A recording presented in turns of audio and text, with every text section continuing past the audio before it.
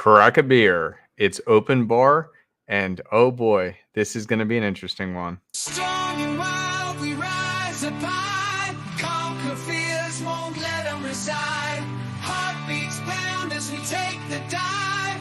Living now feels so alive.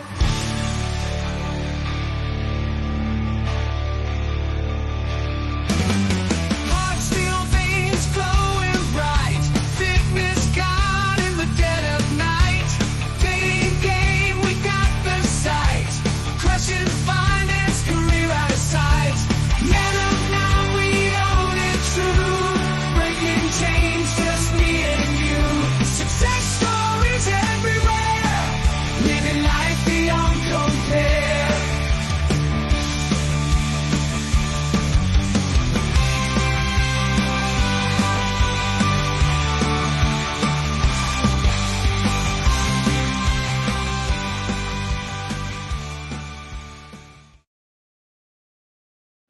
Good evening, everybody. This is going to be fun. I can't count how many times I've done a stream or had a discussion on the 9 Iron Rules of Rollo Tomassi. And for those who don't know, although I'm pretty sure if you're here, you do know, Rollo Tomassi wrote The Rational Male. And yes, my bookmark is a Yu-Gi-Oh card. So The Rational Male essentially was one of the most impactful pieces of work within the space that developed what we know today as like Red Pill, PUA, Manosphere. And his 9 iron rules are the rules essentially to live by. And I love diving into this because I also can get controversial on some of it. So it's going to be fun to have that discussion alongside my good friends. Kevin, how are you? Doing well, sir. How are you? Doing good, doing good. And then we got Josh, Renegade Wingman, as well. How are you? Doing fantastic. How are you doing today? Doing good, doing good. Yeah, do you guys have anything you want to say on this as we begin here? I would say this is one of those, sort of foundational and seminal works, right? So if we look back to what we were previously covering, right, with the 16 commandments, that was kind of like we had that sort of very first evolution and stab at, something that could walk on land and breathe air. And now this was something that took it to the real next level and really laid out that foundational architecture of the space that we currently know today. So again, kind of going back to that source code. So, the 16 commandments were like the true sort of source coding. This is really the first sort of like framework or, like the graphical user interface that now, instead of having just the command line in the background, it's like, oh, now I can do point and click and make more sense and navigate this space a lot easier. So I'm excited to talk about it. Good stuff. Well, let's just dive on into it. Unless, Kevin, do you have anything else you want to add? I couldn't agree with Josh more. This one was kind of the framework. It's hard to believe this book was written 11 years ago. Time goes by way too fast. I never followed or knew about Rollo and So Suave, where he made most of his fame as far as blogging. But The Rational Male was a game changer back then, and it suits perfect for where we're going with this series. Started with Pickup Artists, we moved on to Poon, and then now this. I mean, it's a natural succession. Even though this book was written 11 years ago, I recommend this to every young male that's out there. I have a fun story that I'll share before we dive into this.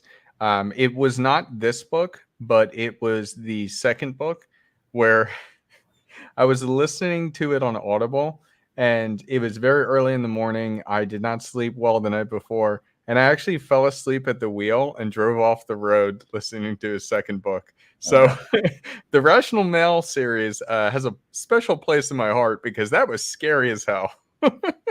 And that's no knock on the content itself. It's a funny memory that I have. But anyways, let's go ahead and dive on in.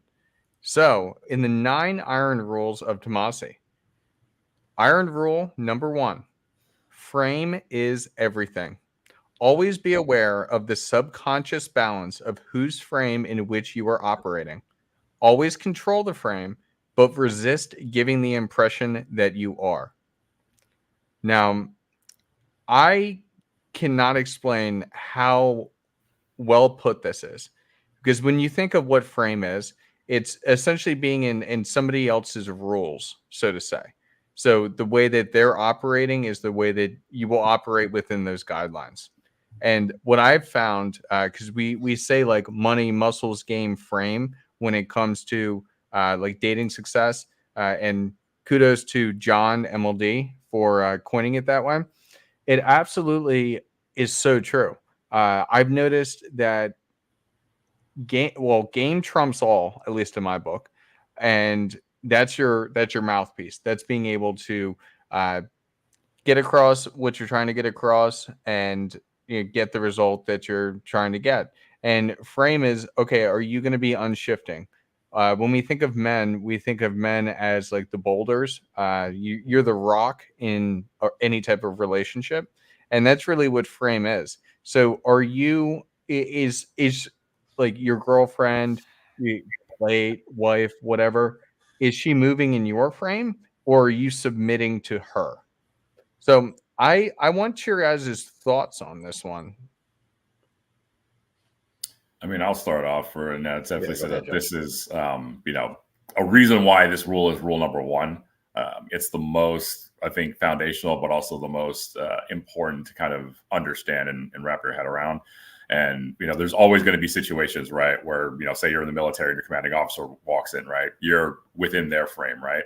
But it's like you need to pay attention of who is in control of that frame. And that's really where, again, a lot of guys run into a lot of trouble, in either their dating life, their professional life, or just in life in general, when they are negligent of this fact or of this force that's at play. So it's a really, really critical force to understand, whose frame you're operating in all senses, so we can understand, hey, am I trying to be manipulated by these ads? Are these other people trying to influence me in something that's not necessarily like in the best interest for myself? So really understanding your frame, that's it. It all starts there, and that's the first stepping stone into self-actualization. So this is one where it's like, read it 20 times a day till you're like blue in the face, until it really truly sinks in. But I think this is probably the most foundational and important rule out there. I would agree with that. And shout out to you, D'Angelo. As you're saying, they're very push and pull, control without seemingly coming across as controlling. Security in the self is imperative. I would 100% agree with that. That security in self is so important, and don't put up with things that you shouldn't be putting up with. Yeah. Kevin, what are your thoughts here? Well, I think frame could mean different things to different men. To me, it's how you not only set boundaries early on, how you maintain those boundaries, and your values, and how you portray your values, how you handle shit tests, because they will come in any relationship, and how you basically stay within your realm of how your values play out in the relationship. I did one of the first shows I did with Men of Now was on frame, when we had a Dave Ramsey expert, where a young man called in, was getting married. He already owned a duplex, rented one half out, lived in the other half, a 2-bedroom duplex, only had to pay $800 a month. But the new wife wanted to move and sell the duplex so they could get a $3,400 a month mortgage on a new house. And you could tell by the way the man was speaking, the young man was speaking, he didn't want to do it. And to me, by going to Dave Ramsey, he wanted to get reassurance that his frame was correct. He got the wrong advice, in my opinion. But holding frame is knowing what's right for the relationship, for you and her, especially for a new couple, a new marriage. Holding that frame to saying, no, we're going to do this, but we can do it for 2 years and move on.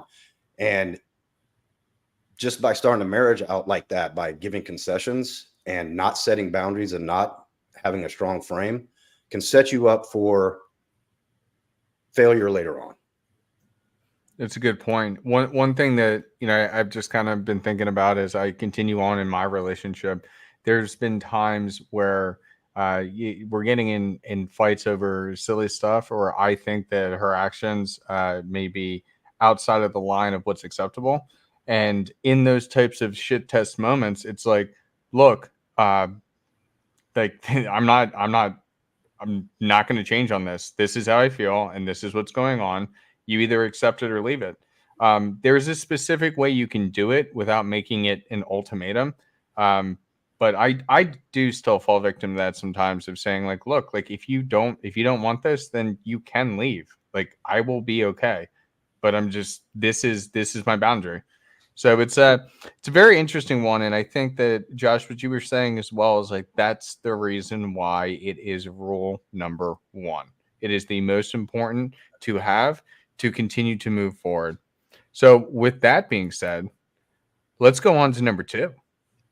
So rule number 2: never, under pain of death, honestly or dishonestly reveal the number of women you've slept with, or explain any detail of your sexual experiences with them to a current lover. I want your guys' opinion on this, because while I agree with it, I actually break this rule a lot. You So break the rule when you're asked, or do you just? So I'll share first. So I have mentioned certain past experiences that I've had when maybe I shouldn't have, because all it does is cause jealousy and causes problems. I have never, ever, ever revealed, at least in maybe early on, when I was a bit younger and a bit less experienced, maybe I would have shared. But other than that, I never reveal that because it's not necessary. Like I'll reveal it with the boys and we can talk about it, but it doesn't, there's never a situation where revealing that actually is beneficial to your relationship. Yeah, very sure. Especially the man revealing it to the female, because at the end of the day, she doesn't really want to know. It's a test, and you can have fun with it. You don't have to say that's none of your business. I like the way he puts in the book. You can just make funny jokes. What, tonight? As a matter of fact, you're my first. Or you can say something, almost, if it's true, anyways, a little cocky. I don't know. I'll stop counting after 50. But at the end of the day, she doesn't really want to know that answer, because it's going to come up to hurt you as the man in the relationship on down the road, especially if you're revealing past sexual experiences. That's not going to be productive to the future of a relationship for someone else. And as we always say, men pick women based on their past, women pick men based on their future. So why would that even matter? It's a good point. And whenever you share some of those things with her, she's immediately going to start imagining that. And then she's going to be wondering if she can even live up to that. And that causes a lot of problems. Josh, what are your thoughts on this? There was a comedian. I think his name is D Williams, and he made a joke where he was saying like, you guys are D Ray Williams. That's who it was, and he was making the joke that stop divulging all of this information and details, because all you're doing is just giving them ammo that they are going to use against you at a later date. So, I definitely do agree with this rule in principle. It's definitely there's a reason why it's outlined in the way that it's outlined. So again, it's more about having that understanding when you're being asked these types of questions. They usually tend to be more of like a test, and it's not really a, hey, here's an honest answer. It's more of like a, hey, are you going to bend and crack when, something comes at you sideways? So there is a little bit of nuance, I would say, in this, where, it says don't explain any detail of like, past experiences. Well, sometimes that can be very fun and intriguing. Like for, myself, where I've spent a good chunk of time studying the tantric arts and things like that. So when you elicit some of those details, that can be a very high curiosity factor, something that sparks curiosity in a very good way, that, draws you guys closer together in a closer bonding experience. So I'd say this one is definitely a little bit nuanced, but overall, especially when it comes to like the number and your notch count, right? And not that really notch count matters in general, whether you slept with, I don't know, 3 girls or 300. It really varies. It's just for you. So that's just more information for yourself. So it's really it's a good solid rule in there. And as you see the whole 9 rules as a structure together, it makes sense why this rule is in here, because it's a pretty integral part of a good holistic set of frame. Yeah, I think that as time goes on in your relationship, like, yes, maybe, and that's the nuance you're kind of talking about. There may be times where some of these things may pop up, but this rule is especially true in the very beginning of a relationship. You don't want to be having these discussions. You don't want to be saying like, oh yeah, I've slept with 80 girls or whatever else, or I've slept with like 15 people, and then she tells you her body counts at like 40 or 60, and then you're like, oh shit, because that just messes with everybody's psyche. But there is nuance, and maybe that could be an interesting thing to talk about in the future. But I think we've kind of covered it as a whole, and I'm gonna have us go ahead and move on to number 3. Any woman who makes you wait for sex or by her actions implies she is making you wait for sex. The sex is never worth the wait. Now, I'll speak on that first. So I wouldn't say it's not that it's not necessary or it's not worth the wait, because there's been times where like I've tried to sleep with somebody and it did take a while, and it still was amazing.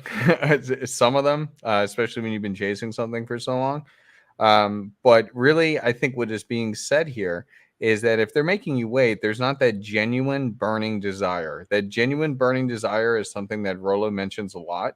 And that's when a woman will move heaven and earth for you, just to be with you and just to make it work.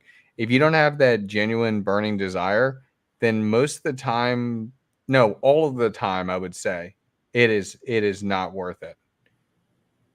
And you know what? Before we move on, we have a Viking detailer that just hopped in, and I think he's getting set up here. AJ, how you doing? What is going on, man? What is going on? Not much. We're just going through the Iron Rules here. Thank you for joining us. Oh, thank you for the invite, dude. Yeah, absolutely. We're only at 3, so we've got plenty of time to go. All right. So for you, Iron Rule number 3: any woman who makes you wait for sex or by her actions implies she is making you wait for sex. The sex is never worth the wait. What are your thoughts on that? 9 times out of 10, I go by the 3-date rule. She doesn't put out by the 3rd date. It's usually she's wasting my time and looking for like free food or something like that. It's just the way I view it. There are some exceptions to that. Like one girl that I just recently started dating, she actually just got through recovering from a hysterectomy, so had to wait. Yeah, that probably would mean a little idea, bit of a gap. Yeah, I think, to build on that, I think this rule is kind of like it's a good standard sort of base rule to get guys to understand, like, one, right, it all kind of goes back to frame, but then 2, not get guys caught in that like sort of chase cycle, because a lot of times guys are, chasing and pursuing these girls, and they're making it very subtly clear that they are clearly the plan B. They may not even be like plan B. They may be plan C or plan D.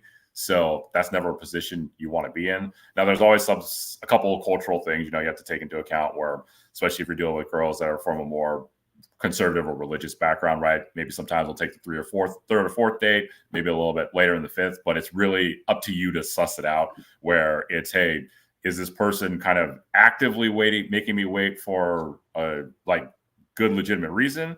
Or is it just, I'm not anywhere near eliciting the type of desire that I think I'm eliciting from this person. So now I'm just kind of in this perpetual holding pattern until, hey, maybe one day, like, I'll get lucky.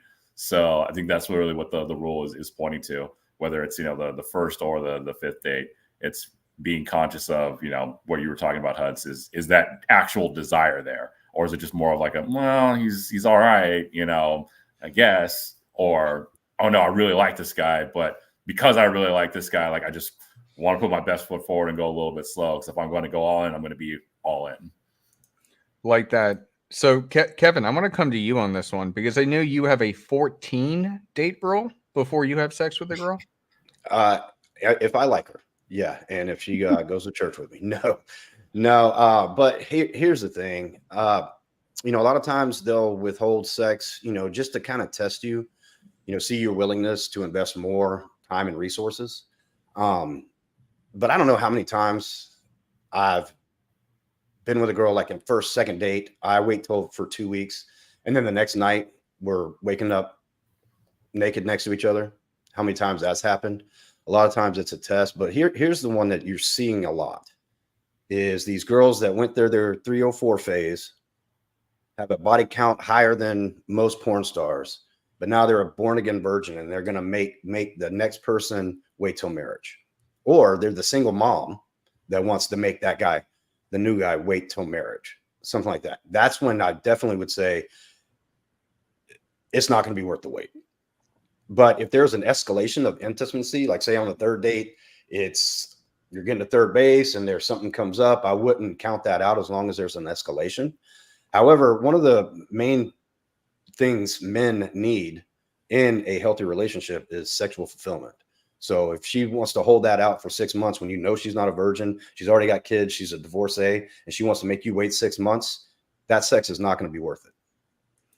Like that. Yeah, no, that's 100% true. 100% true. Before we move on to the next rule, I just realized, AJ, because I was in flow state, that I haven't even introduced you. I mean, you're a fellow Drakkar on the Dragon Ship with me. Do you want to introduce yourself to the audience? Sorry, my microphone was down on top of being muted. Yeah, sure, no problem. I'm AJ. Go by the Viking Detailer on the Dragon Ship with Thor every Saturday. I came into the space due to being zeroed out by a pretty much minor sociopath, major narcissist chick that I was with for 3 years. Started hanging out with Glenn Lawrence. Actually talked with him in person. He's like, you know what, dude? You should make a YouTube channel. So I took a little bit of Ryan Stone, copied him with how he did the cooking videos. I did a whole series on how to properly apply a graphene coating on your car. So that was my little spin onto the some self-help on top of the men's typical self-help. Because a lot of guys don't wash their cars, and cars like a extension of your body. Preach. Yeah. That's all I can say. I'm so guilty of that. I don't know. I'm going to be honest. So my current car, like I barely drive anymore, but like I used to drive every single day. But even so, I bought this car off my parents as used because that's a whole story. Like my mom had bought it and then got a new job and then got a company car. So it wasn't necessary anymore. So I bought it from them. I actually don't think I've ever taken it through a car wash. Oh, you're actually probably a wiser move, because the car washes, if they're not a touchless car wash, they actually do more damage to your paint than actually just sitting there and let it just collect dirt. Yeah, the only thing is that we get snow, and so with snow, you've got all the salt. So I probably have done so much damage. That's what's happened. That's actually what happened to my last car. Boris, God bless her soul. It was my 2002 black Nissan Pathfinder, and I loved that car to death. But we took it for inspection, and the guy said, I can pass this, but it's completely corroded underneath. And if you keep driving, there's a chance that you hit a wrong pothole and the driver's side is going to fall through. So we scrapped that car. Yeah, that's a problem up there with the Rust Belt. There is a quick short video on there because of Paul Bauer asking about how to deal with a vehicle after like a snowstorm, like how to properly get the rust off here, or not the rust, but the salt off the bottom of your car. So there's like a quick little 1 minute tip on that. Oh, good stuff. Yeah, I definitely should do that, but I just know myself and I'm not going to be responsible. Especially because now working from home, like I literally drive like once or twice a month. It's kind of crazy to think of. But okay, let's move on. Let's move on to the next iron rule. So we have rule number 4. Never, under any circumstance, live with a woman you aren't married to or are not planning to marry with in 6 months. And I will tell you right now, I completely disagree with this. AJ, go ahead. Let's hear what you got to say. It's one of those ones where I kind of agree and kind of disagree. Like I didn't live with my wife before we got married, and still 8 years divorced. And then my ex-fiance, the one that zeroed me out, yeah, she moved in. Like I took my time on moving her in, but still, we were together probably I want to say we're 8 months dating before we moved to Texas. So she moved in like right before we moved to Texas. But yeah, it's one of those things. It's kind of get the feel for it. I understand where he's coming from on the what your body does biologically when you have your chick move in with you, and it actually studies show that it tanks your testosterone. Mm. Yeah, I do remember hearing some stuff like that, and I've definitely experienced it myself. There have been uh, girls that I had I had moved in with way too soon. Well, just one, and that ended up in disaster. I mean, hell, that ended up in me getting arrested and having to deal with a court battle that obviously went nowhere. Everything just got dropped because it was bullshit. Um, but it was a poor decision I made. Okay. Um, One of the things that I found interesting myself is that with my current girl, she ended up spending the night with me, and that was increasing in frequency to the point where she was spending every single night at my place for 8 months before I decided to get an apartment with her.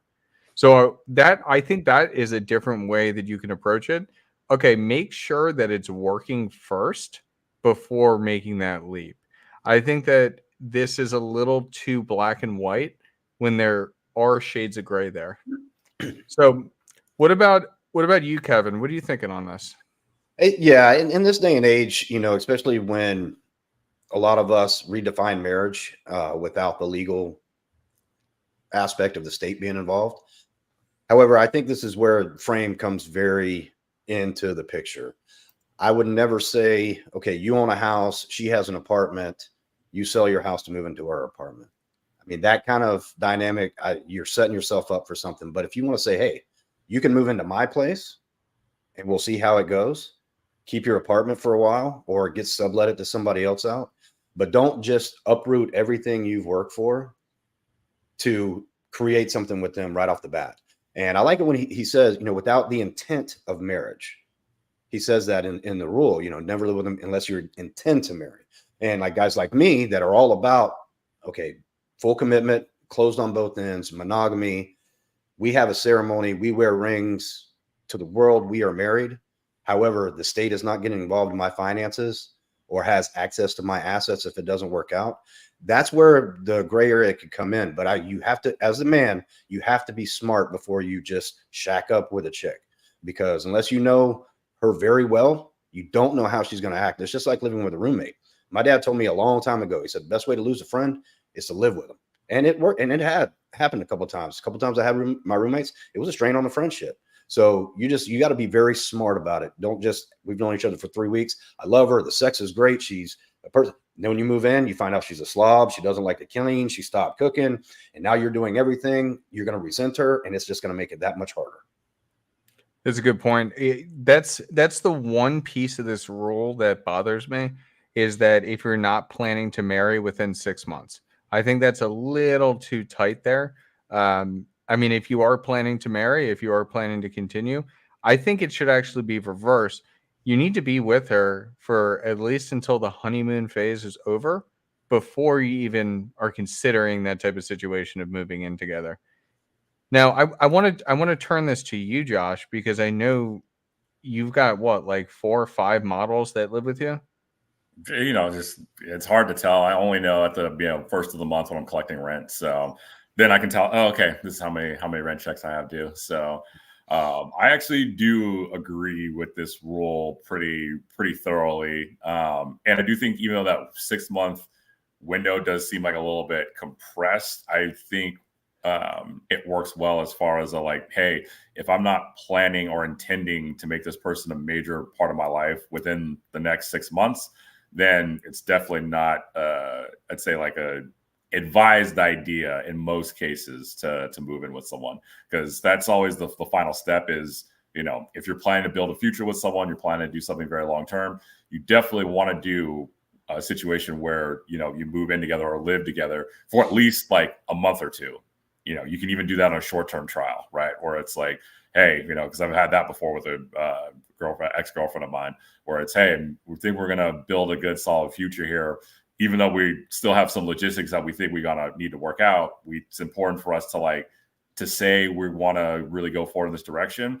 Let's just do a experiment where, okay, for the next 2 months, we just live together. So that way we can see what that day-to-day is like. So, during the week, you live at my place, you stay at my place. Weekends, we either go to your place, or again, you just keep your place on the side where we can, sublet it, or, you can always reverse that around. But it's definitely important to get that trial of living with someone on the day-to-day first before you can build out a future with someone. So I do think that this rule does hold up, extremely well for as far as just being a base core rule in its current iteration. Yeah, no, absolutely. I mean, everything has nuance, but I think that's a good way to put it. Let's jump to number 5. I'm going to talk about this one here. So, number 5, never allow a woman to be in control of the birth. Now, Josh, I'm actually going to come right back to you. I have certain opinions on that and maybe I don't have a full understanding of what he's really trying to say here. But do you want to speak on that?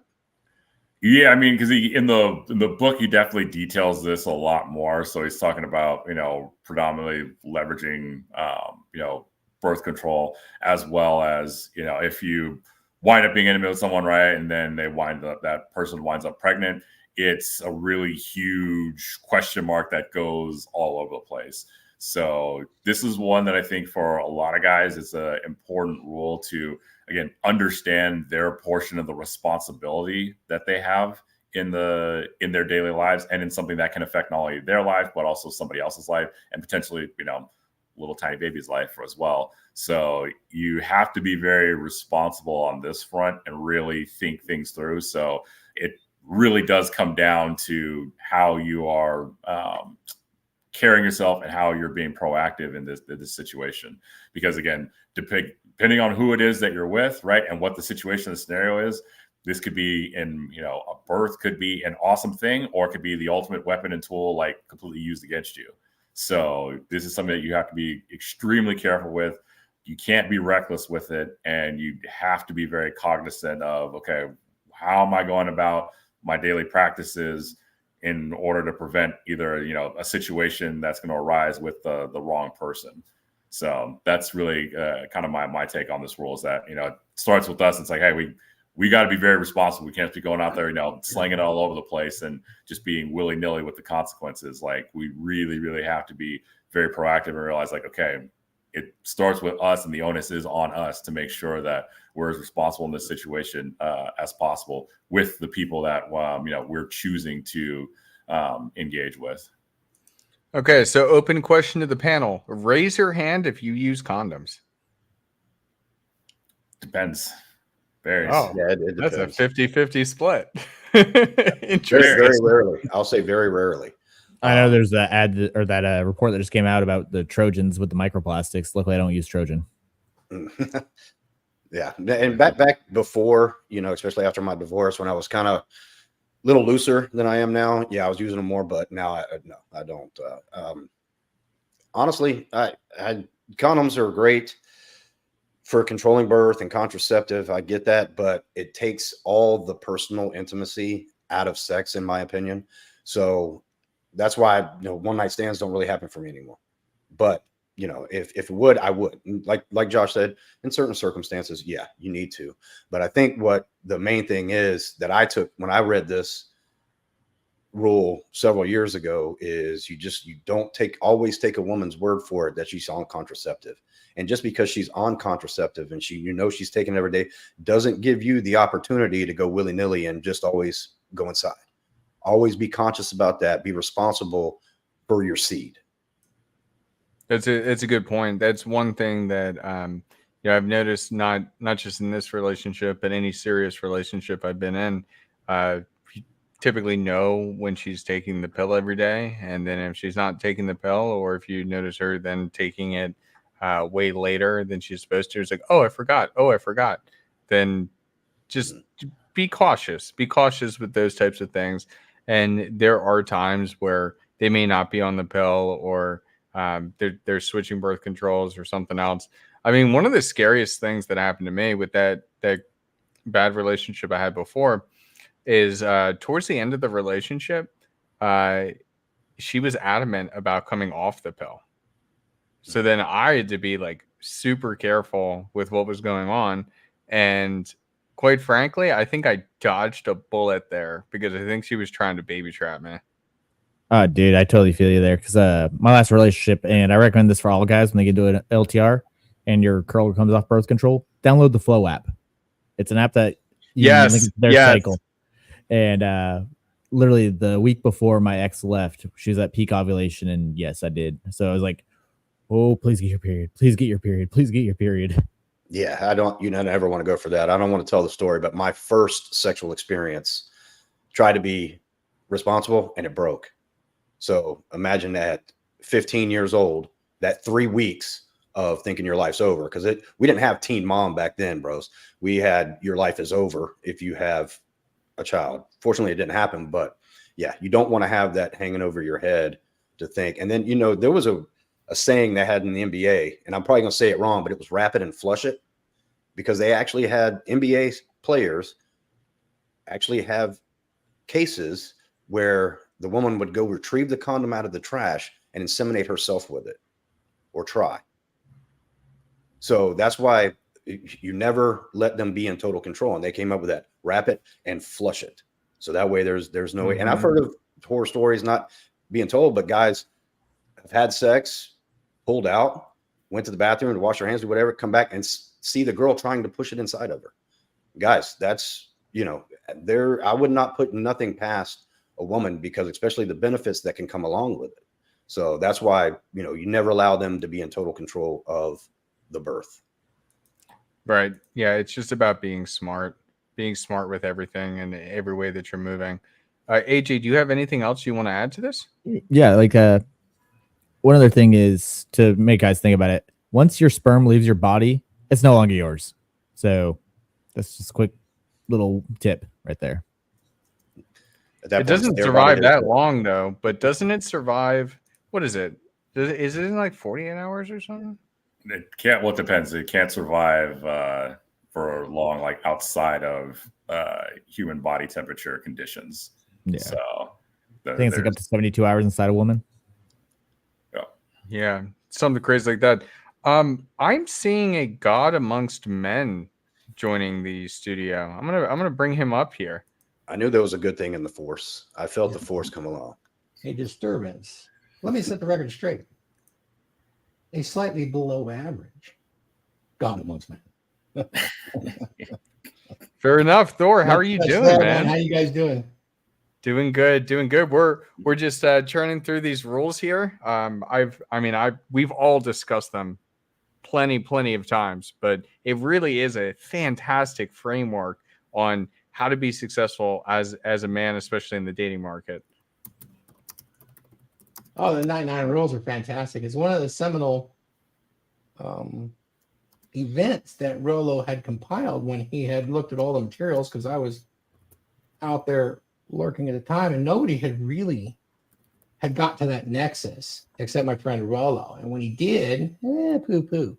But you think about what those are, because, you know, Red Pill really doesn't do the prescriptions. These are far more, I would say, than prescriptions. People want rules to follow. I follow the rules.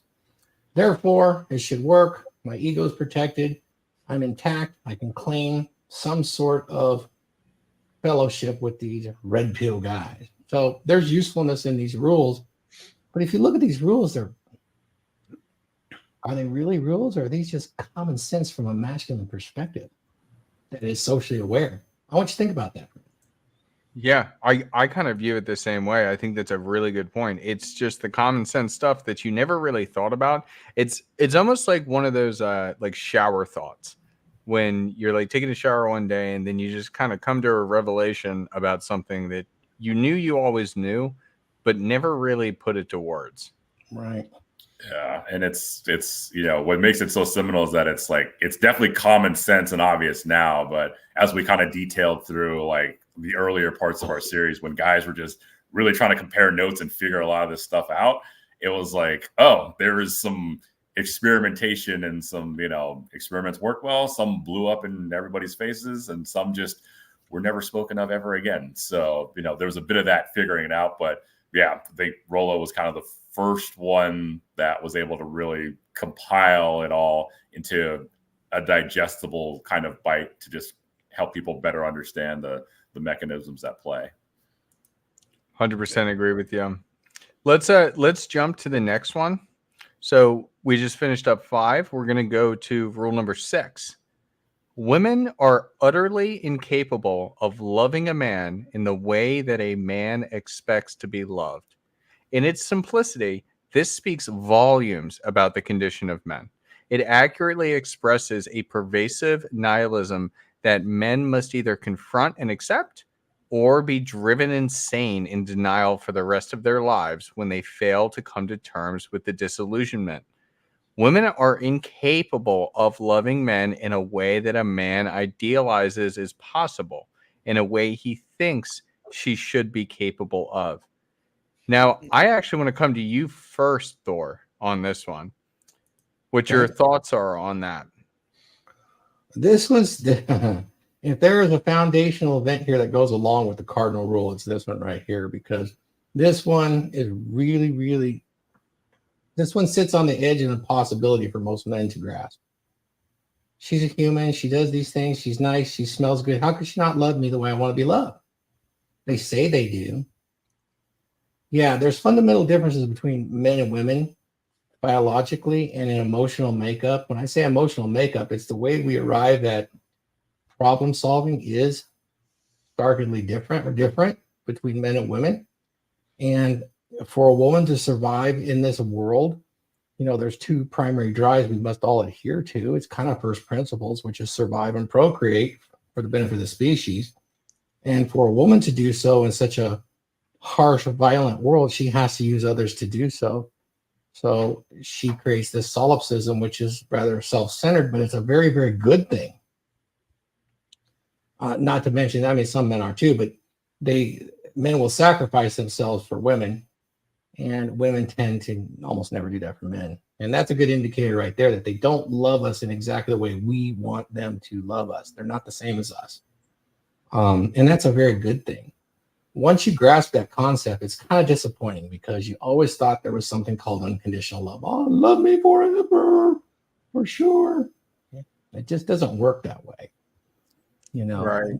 The female nature is, I love you for what you are useful for now and slightly into the future. I'll wait. But like the story I wrote in the book, if you're that hunter thousands of years in the past, you're out there hunting wild boar. The last one took your eye out. Your aim wasn't quite as good. This one got you in the leg, and you ripped all the tendons out of your hamstring. You're able to kill him with a bone knife, but they drag you back to the tribe. Your women are there all mourning for your injury and think you're going to die. But you survived the infection, but you're limp now. You're game. You can't do it. You got a disability card on your lean-to drag. Yeah. And so how long does your young fertile wife wait for you to recover before seeking another provisioner? Does anybody know? Isn't it around 6 to 8 months tops? Yep. 6 months to 18 months. And you can witness this today with men that come down with very serious illnesses or accidents or lose their job. Just watch a man that loses a job that was quite well off and statusing, and his provisioning is quite good. And in some ways, these are epigenetic switches that are firing inside of this woman, giving her emotions and actually allowing her to, disconnect, create a reason to survive. And this is not just her at stake. This is the survivor of her children she already has with that hunter.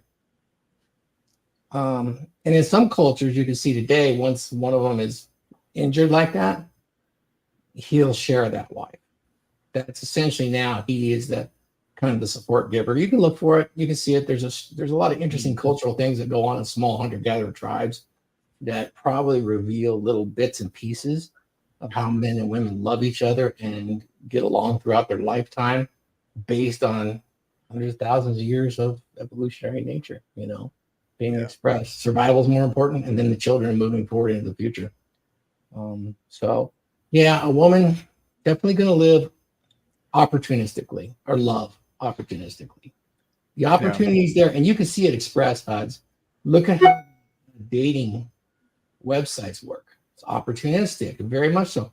Think of it how they advertise it to us guys. Take the visual part out. What's the rest? Idealistic. What do the guys really want?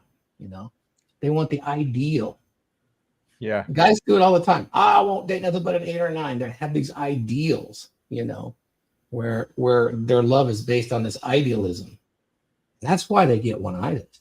Might as well call it, what it is. Guys get fixated on that. And it's a different type of love. Now, I'm not excluding the fact that children do get love and they get it differently. What did the Greeks have? Like 4 or 12 different terms for love that meant different things? Yeah, So- there's definitely different ways to love, and that's something that I don't think is really taught anymore. So when guys grow up, they think of love as one way. They think of it as their unconditional love that they get from their mother. And It that's really not handicaps them when it comes to actually wanting a long-term relationship or having successful plates or friends with benefits. If they don't accept that part of their nature, it starts setting up a hamster wheel in the guy's head. Mm-hmm. So yeah, this statement right here destroys so many men emotionally because they fantasize this was different. But it's also saved a lot of men. And it shouldn't, though. If a man can take this for what it's worth, that love from a woman is transactional and conditional, it should make you want to be a better man for her love. But a lot of men, especially nowadays, a little softer men, look at that as, oh, well, I'm supposed to love her unconditionally. A comedian said it here very recently, that the only people that the wife, the kid, or women, kids, and the dog are the only ones that get unconditional love. A man, it's always going to come transactional and conditional. And that's just like you said, Thor, it's just part of nature. You know how many times? Yeah, I like that that you said transactional. I like that you said transactional. Sorry, go ahead. I'm sorry. I hate to use the term. I like using Rule 0, which is what's useful, a useful exchange of value, because there is a value in this beyond just a transaction. But the transaction describes it at its lowest level. My transaction is I exchange this for this. And when you couple that with the fact that all relationships are temporary, then you kind of realize, it's kind of sad, but it's kind of the truth. And then you add fuel to the fire and realize they can't love you the way you want them to love you. But here's the flip side. A man can't love the woman the way she wants the man to love her. You hear me complain about it all the time. So it's kind of part of human nature. I like what you said.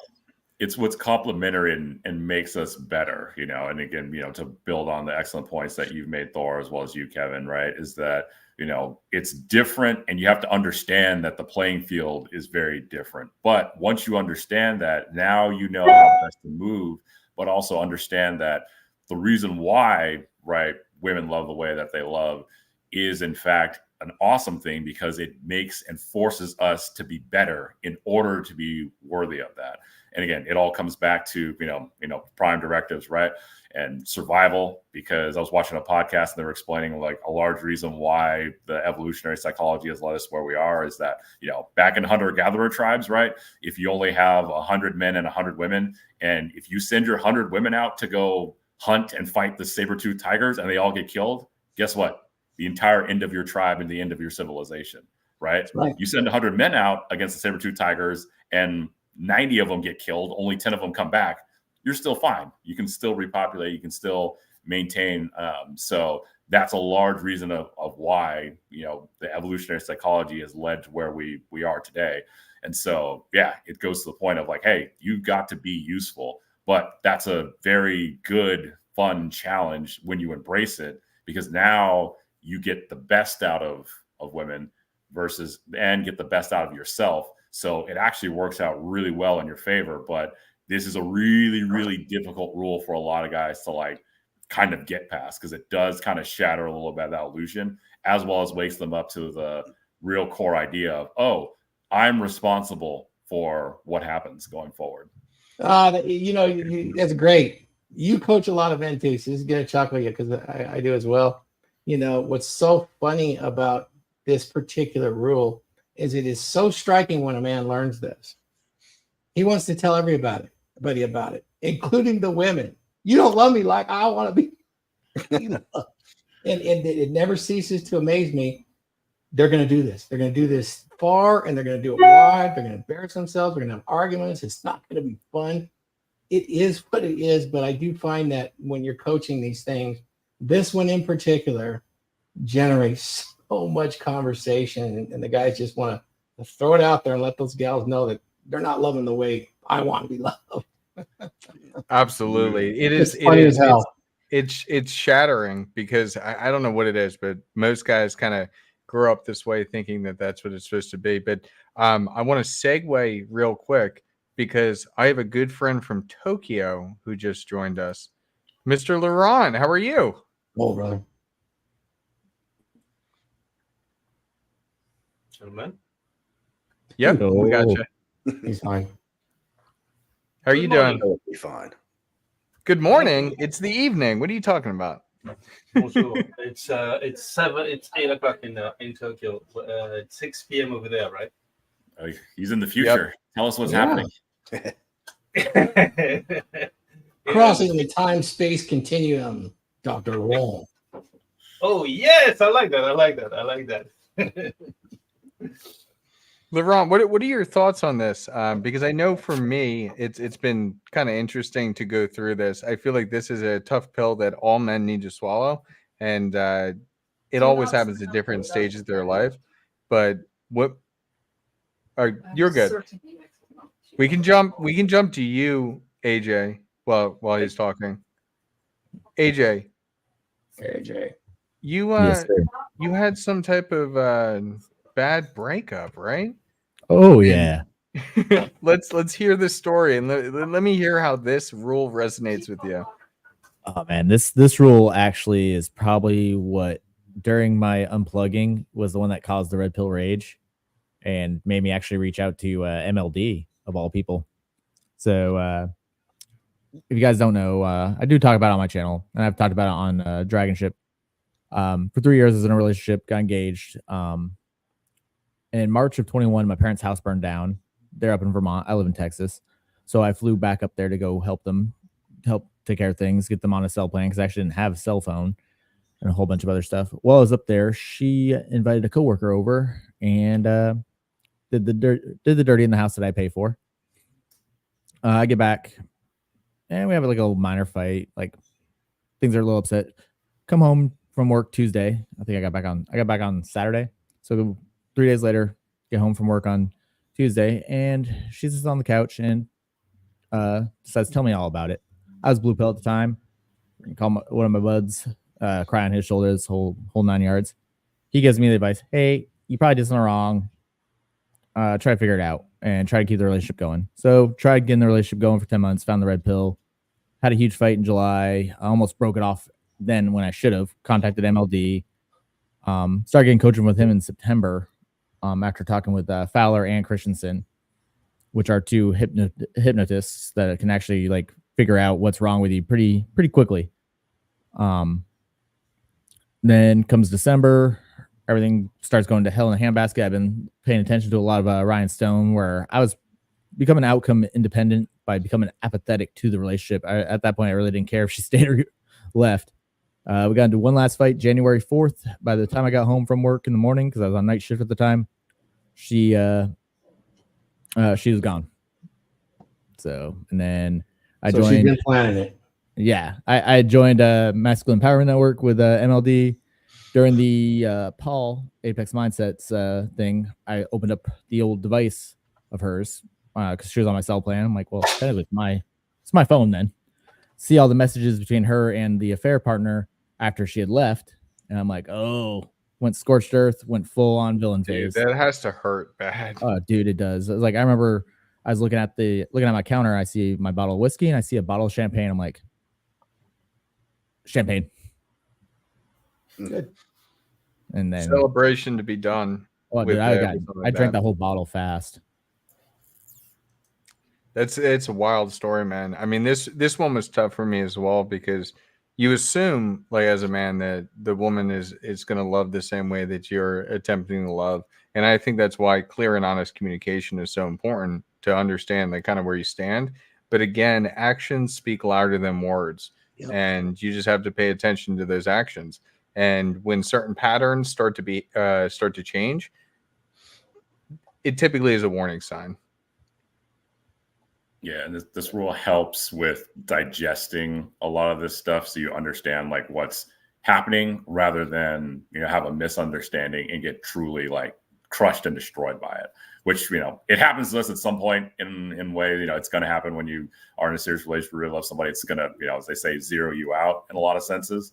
But if you have this fundamental underlying understanding of this rule, this will definitely help you recover and get through that much faster than it will if you don't have that understanding, because that way of thinking keeps you really stuck and down. And so that's where as a coach I've had to help a lot of guys kind of get past that. So I'm pretty adamant supporter of this rule. Good stuff. All right, I'm gonna move to the next one actually. So moving on to number 7. It is always time and effort better spent developing new, fresh, prospective women than it will ever be in attempting to reconstruct a failed relationship. Never root through the trash once the garbage has been dragged to the curb. You get messy, your neighbors see you do it, and what you thought was worth digging for is never as valuable as you thought it was. I'm going to speak on this first because I did this exact thing. Even after knowing the rational male, even after having this full understanding of, well, nobody has a full understanding of intersexual dynamics, but at least having a base understanding of it. With that girl that I was speaking about, we were in a relationship for a few years, and then all hell broke loose. I know everybody says, "Oh, like BPD, she had BPD." Well, no, this girl was actually diagnosed with it. So it was a lot of ups and downs and back and forth and diagonal, and it was ridiculous. And I had left her, and I actually broke up with her because I couldn't do it anymore. Then years down the line, I was in another relationship at the time, and I was in a relationship with that girl for about a year. And then the previous girl came back into the picture, and she started messaging me on Facebook, and I took the bait. And I'll take full ownership of this. I cheated on my current girlfriend to get back with her, and I hate that about myself. But it is what it is. We make mistakes and we have to learn from them. Now, when I got back together with her, it was like a honeymoon phase all over again. That lasted 4 months until we were back to the same old shit. The love Except bombing this cycle. time, it's crazy, dude. And we're back to the same old shit. And it started to escalate quicker than it did before. And that was horrendous to deal with, and nothing was getting better until randomly one day. And like, get this, like, so she could work from home sometimes, so I had her stay at my place, and then she was just working from home. I was living close enough to work so I could come home for lunch break. So I come home for lunch break, we have sex, everything's fine, and then I told her I have to get back to work, and she completely split right then and there. So she thought I was abandoning her and didn't want to spend time with her, but I had to get back to work. So she just completely ghosted me. She completely blocked my phone number, blocked me on Instagram, blocked all forms of communication, and she up and left, drove away, and that was a mess to untangle. So I know this rule very, very well, so to say. Yeah, I think we probably all have been guilty of this in our past. I know I was when I was young too. With my girlfriend at the time, ex-wife now, there was a couple of times we split up. It was devastating, heartbroken. We got back together, just like you said, Huds. When you first get back together, it's bliss, but it does not take long for things to go right back to the way they were when it ended the first time, or the second time, or the third time. And like I said, we've all been in scarcity mindset, and I think that's a big thing that can create this. Or you, especially if they break up with you, but then they call you a month later, or even 6 months later. I learned my lesson. I'm changing. I want to do things different. You got to be a man at that point, and just remember why you aren't together in the first place. And a lot of times, hypergamy had a lot to do with that. Monkey branching had a lot to do with that. She found out that the grass was not greener on the other side. And then now you're essentially her plan B. Even though you're with her first, now you're her second choice still. Never put yourself in that position. That is a great, great point. LeRon, I want you to speak on this as well. So I'm going to use classic French literature. Guy de Maupassant is one of the famous, like Marcel Proust, Guy de Maupassant, very famous 19th century writer. And he wrote in a book, Au clair des femmes, which actually the title itself is really beautiful, very romantic. He said, reigniting a relationship is like reigniting a cigarette that you put off. It tastes bitter. It's only poison. There's only poison there. So, and also, for instance, let's say you have a beautiful vase and the vase gets broken. Then if you glue it up together, you know deep inside that this was a broken vase to begin with. Oh my Not God. bad. Dude, I've never heard it put that way. That is, I think that's even better than the trash analogy. The French spoke a lot of camels. Camel toes. Camel toes, that is. There you go. Oh man, it's really fashionable these days to trash the French, isn't it? Oh I yeah. love the French. Oh, it's just funny. That whole situation is so funny. It is what it is. I don't take it too seriously, but God, did that start a media firestorm? Oh, but that's a really great point that you just made there.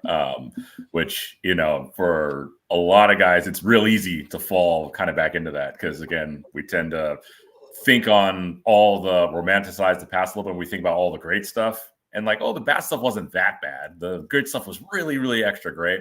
But to the point of the rule, right? It's when you're going through that trash, it does get really messy really quickly. And again, there's witnesses too, because now your neighbors are seeing it. And so it's real easy to fall back into that trap. But that's why these other rules are so important because they kind of build into this rule, which is, if you don't have that ability to, again, understand the inherent ways in which they're going to love us and not love us, as well as you don't have that frame and that rock solid frame to know, all right, this is not the best thing for me and there's a reason why this ended, then it's real easy to get stuck. And this is where a lot of guys waste a lot of time, a lot of years, money, headache, and just opportunity costs by being stuck and stagnant in this sort of situation that winds up being an even bigger cliff that they wind up falling off of. Because then the second time it happens, it really, really takes its toll. So, even though we're kind of being lighthearted about it, like there is a very significant gravity to this particular rule. Yeah, I can agree with that. On the second time is worse.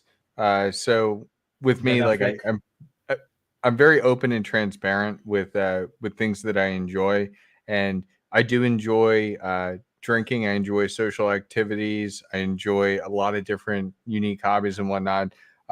When this second one hit and she completely ghosted me, it was almost like her revenge ploy, where because I broke up with her, she wanted to break my heart, and I had to take like a full month just completely sober, doing a lot of meditation and working on myself and like getting my head straight, because she screwed me up so much worse the second time around. even if it didn't have as bad consequences as the first time, I had to do a lot of self-work before I could really, really kind of digest what happened and move forward. So AJ, or no, go ahead, Laurent. Sorry. Ben Affleck and J-Lo. I mean, right around the time of Daredevil, the first installment, they got together. It was a beautiful, beautiful romance, and then they got back together again 20 years down the road. And I mean, everybody's seen the meme of Ben Affleck. The guy is like walking misery. Yeah, that meme of him just like outside with the cigarette, just like exhausted at life.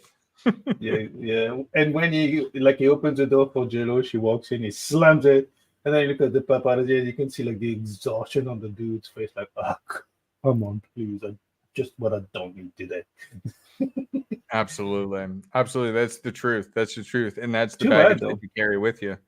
Yeah. They moved in that direction. I mean, the premise was good, but in theory, it was great.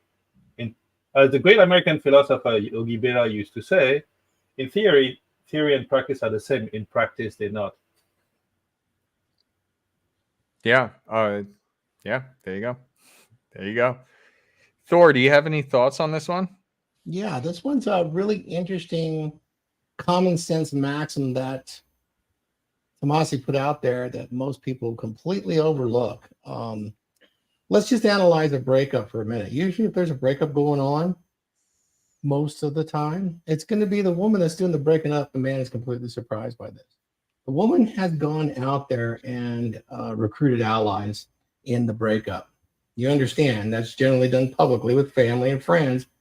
He's a rotten scoundrel. This is what's been going on for so long. I've tried everything and he has done nothing. This is the standard say. It just always is. So, attempting to reconstruct a relationship from what she just did, or what, even if you broke up with her, you're not going to be coming back trying to reconstruct it. Straight up. The damage that she has done to your frame here, even if you get back together, is almost impossible to overcome. Particularly if you want this thing to last without being completely denuded in the relationship. This is a big deal. So where would you put your effort? Developing new, fresh relationships? If you really understood this before you got in this situation, you would be developing fresh and new relationships right through every relationship you have, married or not, girlfriend or not. You will always have orbiters and burners out there and plates that are very interested in acquiring you as a mate, as a man. This is the smartest thing you could ever do, because that right there solves nearly all of this problem here. Yeah, and a lot of breakups when the gals do it are pretty messy because the guys are very shocked. A lot of times there's divorce. And when he's talking about everybody gets to see the garbage, you know what the garbage is? It's you dropping your knees, begging, folding your hands in prayer, saying, please take me back. Because every guy that's been through that, they cry. They cry to the woman like a little sissy. We had such a thing. I'll do anything. I'll do whatever it takes. I'll go to counseling, whatever you need, dear. I'll do whatever you want. Just let's work this out. Why do I know these words? Counseled hundreds of men, and they all say them when they break up, especially when the woman breaks up. That's Absolutely. the garbage. Is that your frame? Is that the frame you would set to repair a relationship? Or would it be her coming to you because you have a younger, hotter, tighter version of her? Good That's point. interesting. It's the cardinal rule. It's not even stated here. But how valuable would it be if you've had this breakup and it's like this and you're in that position? What happened to your frame as a man? What happened to your common sense masculinity? Is she that important? Or is your life so important that women will come in and leave? Sometimes they leave you with children. That's great, man. The more the merrier. But, if you want to stay and ride, we'll get a wagon. But, yeah. Lost my train of thought there, guys. Sorry about that. I think the tattoos will help eventually with the GDM, and we'll think faster. So, No problem at all. AJ, when are you getting back with your ex? Never. If she showed up at my door right now, I'm not gonna lie, I'd probably drop kick her. Or Oh, full man. on, actually like Spartan T kick her right in the face. 'Cause she's Now, only now, like now, 10. now. I've taught you better than that. You'd give her the exact loving that she needs, that she's never had, ever, ever. And then after you're done, you'd politely pat her on the head and say, I don't know, man. now The amount of emotional now, damage. now it's time for you to go. Yeah, send her on her way. Yeah, I can confirm this, and I'll be again completely transparent. I always am. I actually tried this as a tactic of crying in front of my girl, like not who I'm with now, but back in that previous relationship. I actually tried the tactic of crying to make it work and get her not to leave. And this was, I mean, hell, this was a long time ago. This is very, very, very young, like very early 20s, maybe like 22 or something. So I'm much older and much wiser than that now. Yeah, it never works. It never ever works. And all you're doing is you're handing over control of yourself to her. And again, No, you want her to be super obedient to you and actually be your biggest fan and absolutely fall in line to you in a relationship. In her mind, if she saw you with a 4x4 sticking out your chest and you sit there and you pulled it out, threw it on the ground, and said, okay, let's go. You know, that's what she's expecting from you. Say, hey, put a little tissue on that, let's go. You know, you ever see that interview with Joe Rogan, the female MMA fighter?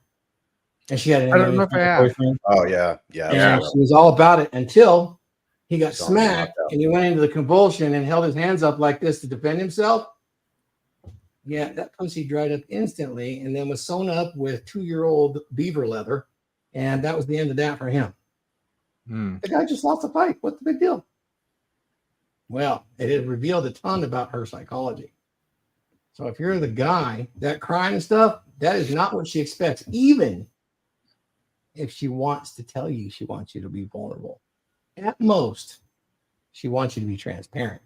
And when she sees the transparency, that there's a hard steel skeleton underneath, even if it's a little emotionally distant, is going to endear her to you far greater than you trying to repair that relationship. Like you could do without the relationship. Like, oh, you want to go do that shit? Go. You know? That right there. Yeah. Exactly. Go ahead. Well, that's why one of the most iconic scenes in cinema, if you ask men or women, right, is in that Star Wars Empire Strikes Back, where, you know, Leia says, you know, I love you. And then Han Solo, even as he's about to go to basically like his near certain doom, just kind of just goes, I know. And again, he doesn't break down. He doesn't whatever. He's like a badass through to the end. And that's what makes it so endearing. And so, and again, it's not to say that, you know, we're robots, right, that we don't feel or whatever. No, like it hurts. It fucking hurts. Like when you're, you know, got a girl that you really like and it just doesn't work out and it breaks up. But at the same time, you got to make sure that, you know, you keep your frame and your composure, because to Thor's point there, you know, that's where guys get messed up. They listen to the gals on this and they think it needs to be genuine. It can be genuine and it can be performative at the same time, you see. And it's to her benefit and it's to your benefit. Guys, you understand what I just said about that? Guys get really hung up and say, well, if I don't feel it through and through, it's not part of me and I want to cry. That's what I should do. Think again. Be a little more strategic with your actions and your behaviors. Did you understand what I was saying about that? Yeah. You know, and the performative part shouldn't be crying. It should be you putting on that Terminator face, right? Absolutely. Absolutely. And we're not saying to not have emotions, guys, and not hide everything. But that stoicism is what's so important about this role. But I want to go to the next one. And then, Kevin, I'm going to come to you first. So with this next rule, always let a woman figure out why she won't fuck you. Never do it for her. An integral part of maintaining the feminine imperative as the societal imperative involves keeping women as the primary sexual selectors. As I've detailed in many prior comments and posts, this means that a woman's sexual strategy necessitates that she be in as optimized a condition as her capacity, attractiveness, allows for her to choose from the best males available to satisfy that strategy. Now, what is your opinion on this one? Well, it's this one's a hard one to decipher. That's why it's good to have discussions like this, because you can think about it in several different ways. But the way I look at it, you never provide the woman with reasons or excuses to not engage in sexual intimacy with you. You know, let her basically come up with that conclusion and take the initiative, because women do control the access to sex. Yeah, no, good point. I have, because there are guys out there that will go ahead and they try and get like the pity fuck. I mean, again, it's kind of like the friend zone type of thing where they'll stick in the friend zone trying to get something afterwards. That's kind of how I interpret it. So you don't want to tell her all your flaws or different things going on in your life. You don't want to be this sad sack. You want her to figure out why it's not a match instead of why. Yeah, I mean, I don't really know much else to say about it. It seems pretty straightforward to me. Yeah, and it is. You know, you don't, like you said, don't try to play something that you're not just to try to get a pity fuck. Don't change your frame or become over invested, because that'll turn a woman off. You know, like you said, this one's pretty cut and dry. You just don't give her reasons not to be intimate with you. You got to let her come up with the conclusions on why she doesn't want to, and then she will take the initiative from there. I'll take a stab at this, and it's a little bit of a sidetrack because I had this conversation with Glenn the other day. We were really talking about this because we were having a little bit of a disagreement with the Christians, how they feel about it. You know, the example was, you're a big flirt naturally. Is that a sin? Is that a Christian sin? You're flirting, you're using sexual innuendo. You know, Jesus says, if you think about it, you've already done it, right? And so that was a big point of discussion. But in my opinion, being a big flirt, always being engaging with women, all of those sort of things, that's no sin at all. That's actually enhancing your social value. They want to be engaged with, they want that validation, and they want that innuendo. Sure, you'll make mistakes, but set all of that aside. If you're engaged like that, you would never have to give a woman a reason not to be interested in you. They know you're always interested. They know that if they have an interest, you're available to fulfill their needs, and you'll live a much happier life. I think every man should strive to be a big fat flirt. Confuse the hell out of modern women, and it would make our lives so much easier. You know, I think guys are afraid of flirting today. What do you coaches think about that? I mean, that's a big deal when I'm engaged. I'm going to speak on this one because the way I grew up, and maybe that's part of the reason why I ended up where I've ended up as being a dating coach. My dad used to do this all the time. So we would go out to dinner, and he would just subtly flirt with the waitress. And my mom never seemed to have any weird interaction to it, but I'm sure that there probably was a that went on like afterwards. But I grew up watching and observing this behavior, and it always just worked out. And quite honestly, I found that with myself, like, as long as you're not very rude with it, as some people, like, you're not shoving it in her face, you're just having that social calibration. Yeah, you have to follow a certain guideline if you're going to be a big fat flirt. You can't embarrass the women that you love and you're with. That's a no-no. And you know, on their side, they can't disrespect you. But you can do this, and it doesn't have to be exclusive to a waitress is a captive audience. It's kind of BS. You can practice, but you should be doing it with every woman, the fat ones, the skinny ones, the ugly ones, the old ones. Believe it or not, you will watch an amazing thing happen when you're genuinely having fun with people. It doesn't have to always be sexual, but you can flirt, have fun, engage. You do that with a group of women, and half of them are old and fat. Pretty soon, they're walking over the tens to you to visit with you. This is, it's a fact. You know, that's what's going to happen to you. And, you know, and it's just a different approach. Whereas if you go over and say, yeah, you know, I'm going bald, I'm doing this, and you start cackling and having all those things, You may not realize it, but what you're doing is you're giving them all the excuses in the world to get that 436-point checklist and say, yeah, yeah, yeah, yeah. That tingle's not there. Not going to do it with this dude. He's a good friend, though. Friend zone, friend zone, friend zone. Mm-hmm. Right? Yeah. So I was encouraged. I just was wondering what the coaches would think about that, because I find a lot of guys really afraid to flirt on two fronts. One, their Christianity, they think it's no-go. I think that's wrong. Even when you're married, I think it should be a big, fat social flirt. You don't have to act on it. Right. Yeah, Sorry.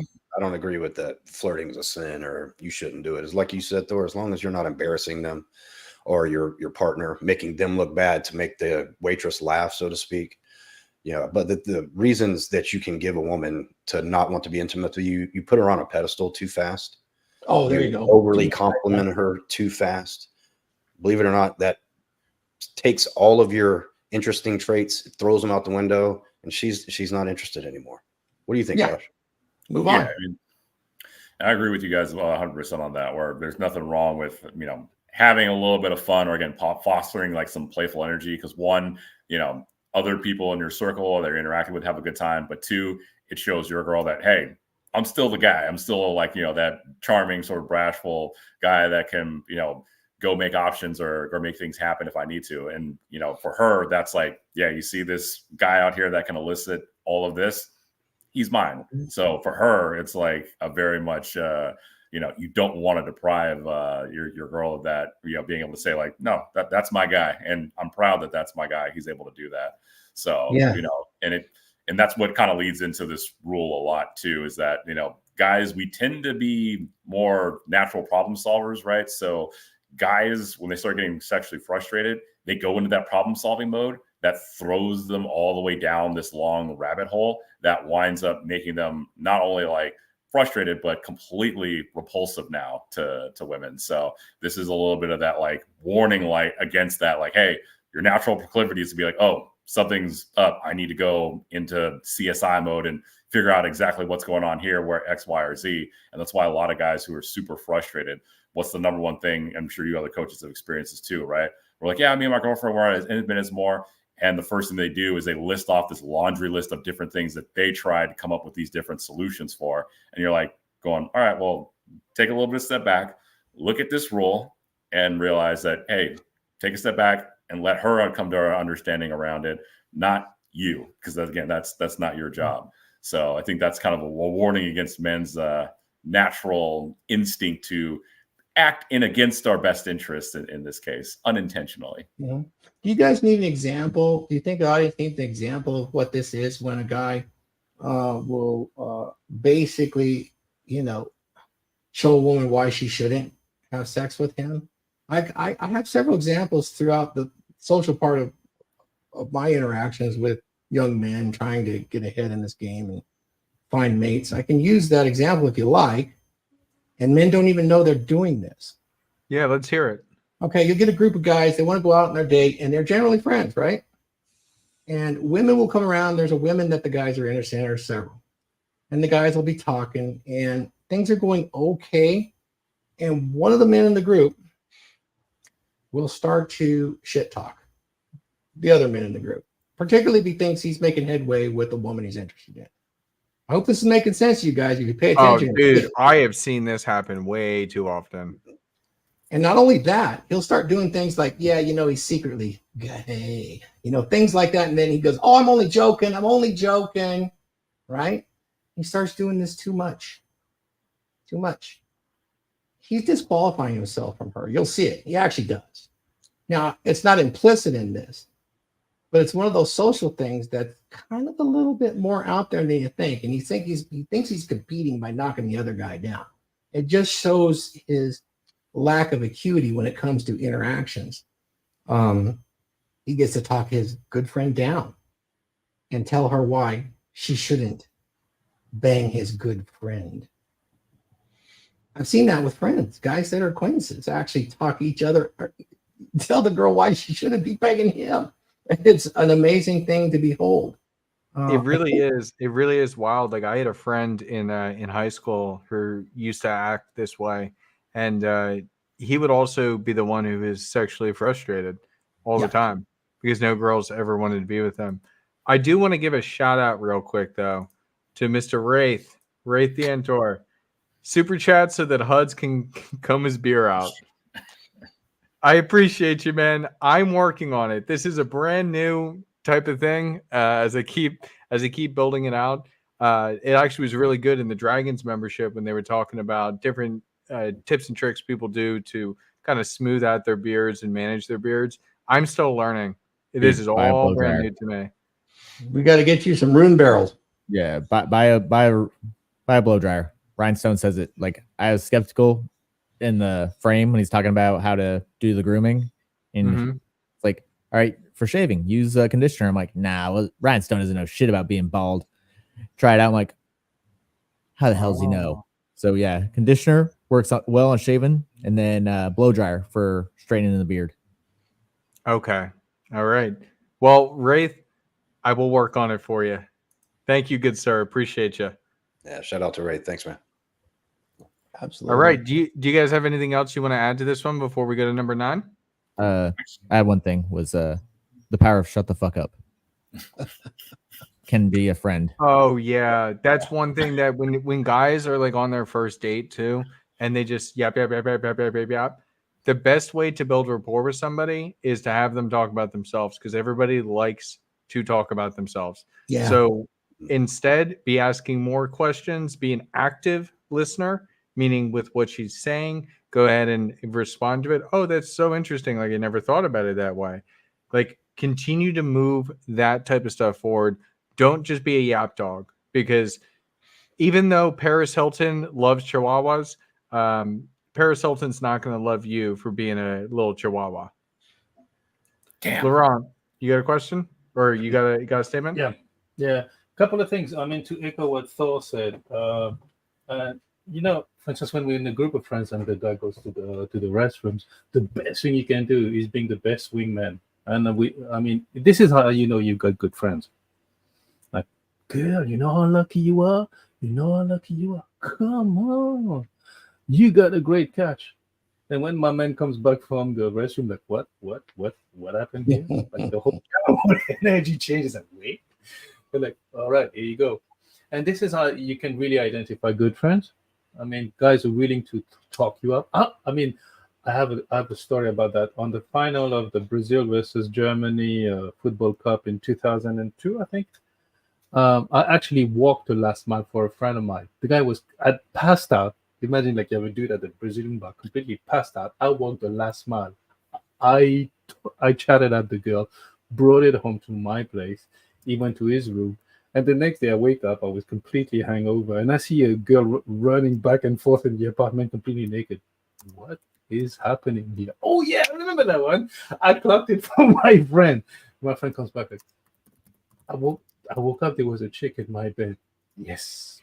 This is when you tell you have a good friend. Anyhow, this is also, again, to the mentality of abundance. And somebody made a point I wanted to comment upon. The last thing, sorry. But please, let's move on. Yeah, no problem. When it comes back to you, just let us know. Because this entire discussion that we're having right now leads perfectly into the final rule of Tomassi. Rule number 9. Never self-deprecate. Never self-deprecate under any circumstance. This is a kiss of death that you self-initiate and is the antithesis of the prize mentality. Once you've accepted yourself and presented yourself as a complete douche, there's no going back to confidence with a woman. Never appeal to a woman's sympathies. Her sympathies are given by her own volition, never when they are begged for. Women despise the obligation of sympathy. Nothing kills arousal like pity. Even if you don't seriously consider yourself pathetic, it never serves your best interest to paint yourself as pathetic. Self-depreciation is a misguided tool for the AFC, and for those who don't know, average fucking chump, and not something that would even occur to an alpha. Now, what I love about this one is I've actually worked with people that have done this, and they're just like, I don't know, it just comes natural. But then they don't have any success. There are ways to do this tactfully that do work, but that requires master level social skill.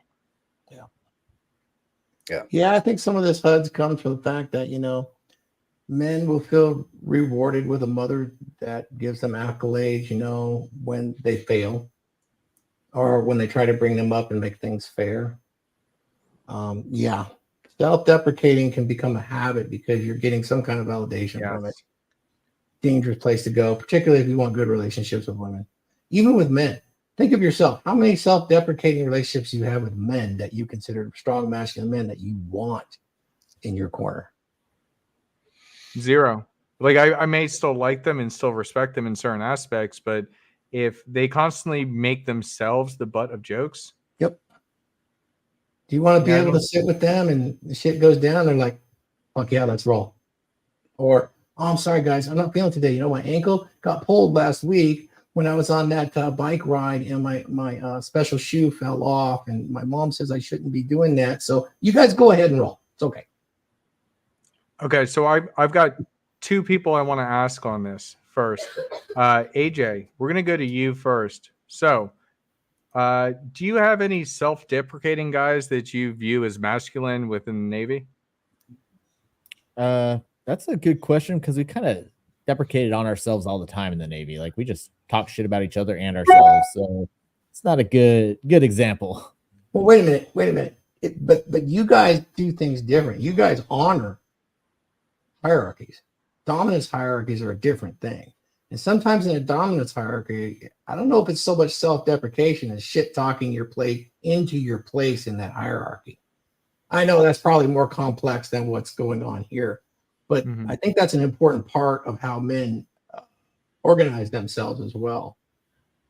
There's a right time for them to talk shit on themselves within that hierarchy that actually reinforces their place within that hierarchy. Does that make sense to everybody? Anybody ever been in a 1% motorcycle gang or have observed them?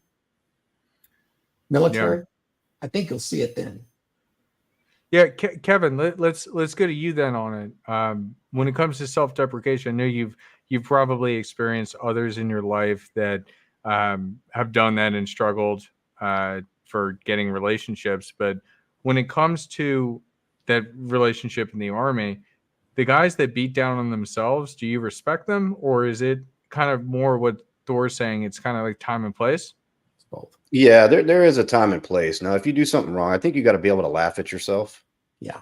If you do something wrong. However, I've known people military and even outside the military that they're attention seeking, especially men. So they try to make themselves the butt of their own jokes or talk themselves down just to get a rise out of the crowd or who they're even talking with.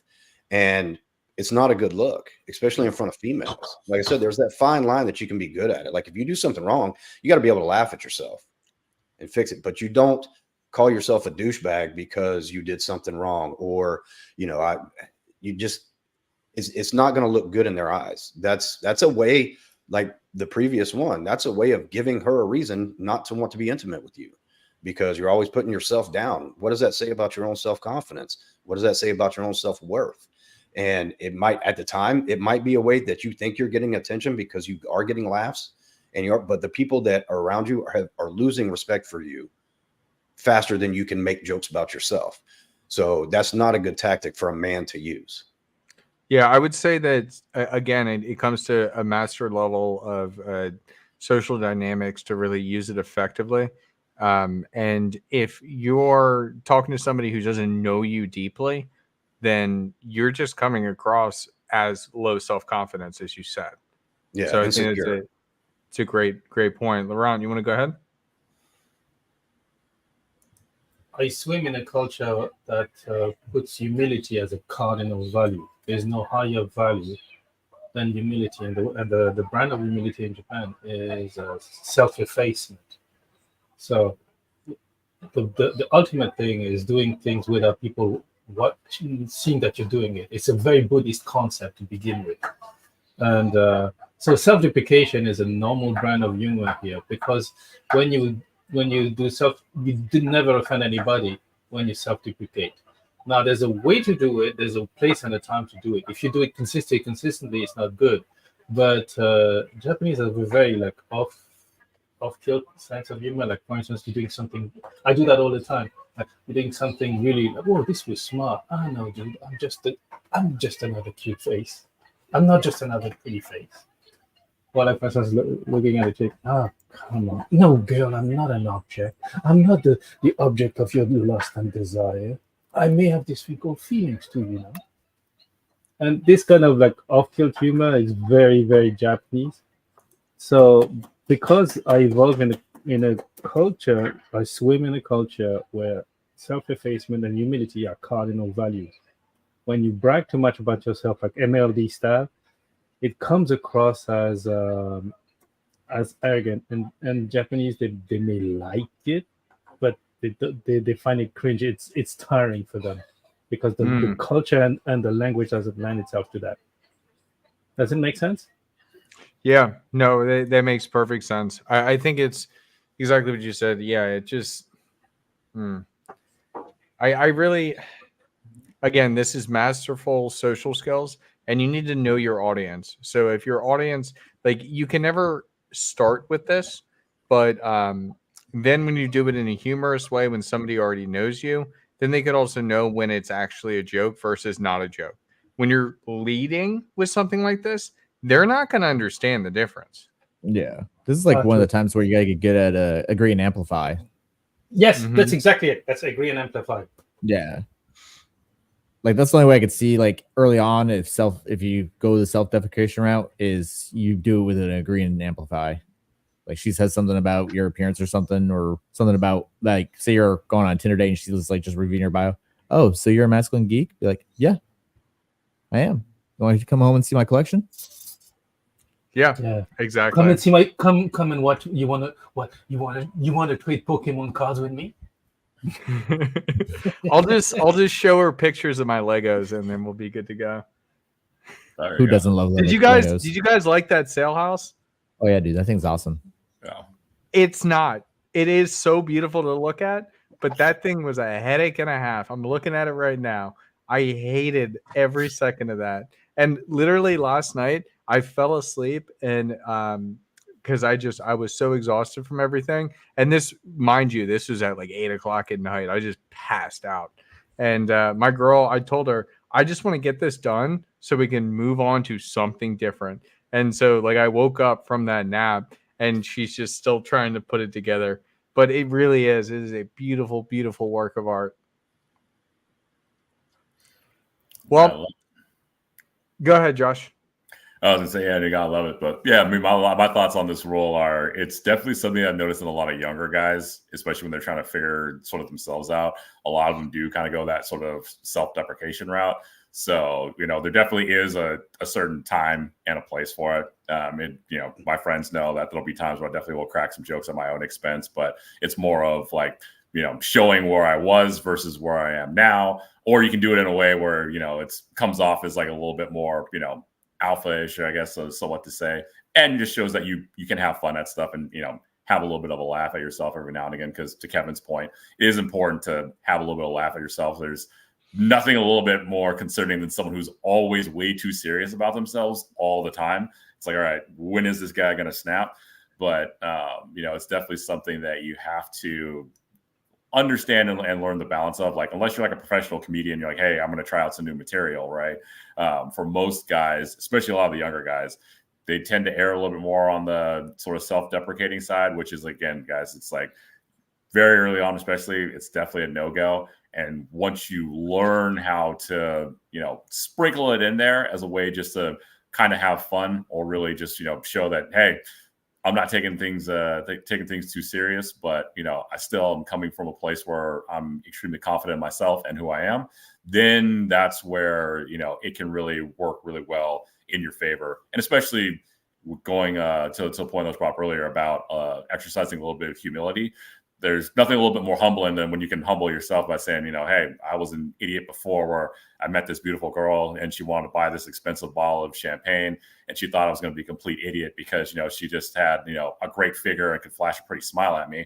So anyways, when I'm ordering this expensive bottle of champagne for her, like that's a way in which, you can kind of laugh at yourself a little bit and, have a little bit of fun with things. So, because you got to be a little bit humble, but, at the same time, you don't always have to take everything too serious. But yeah, I do agree with you guys that especially early on, you got to kind of know your audience and know how to figure this stuff out. But it's definitely better not to go the self-deprecating route early on and learn how to sprinkle it in later.